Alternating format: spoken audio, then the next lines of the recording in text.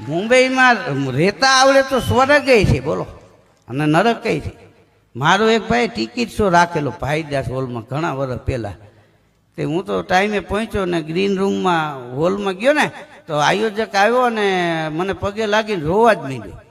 તો મેં કીધું હજી હું હાલ્યો આવું છું, કાંઈ તને કીધું નથી અને તું રોવા કેમ માંડ્યો? મને કે ટિકિટ 5 જ વેચાણી છે.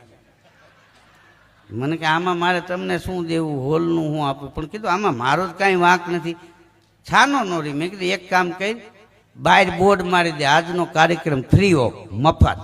મને કે પછી કીધું પછીની વાત પછી, અત્યારે આટલું કર. તો બહાર બોર્ડ મારી આવ્યો કે આજનો કાર્યક્રમ ફ્રી ઓફ, મફતમાં કોણ ના આવે ન આવે.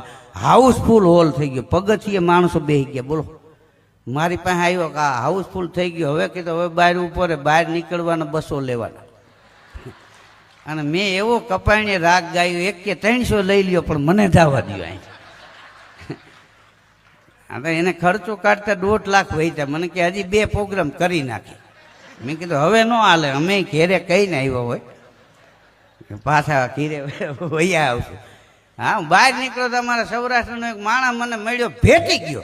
મારો બાપલિયો આવ્યો ને, મારો વિહામો આવ્યો ને, મારો વાલીડો આવ્યો ને, મારો દાદલિયો આવ્યો ને. મને કે ક્યાં ઉતરા છો? મેં કીધું ગેસ્ટ હાઉસમાં. મને કે અમે મરી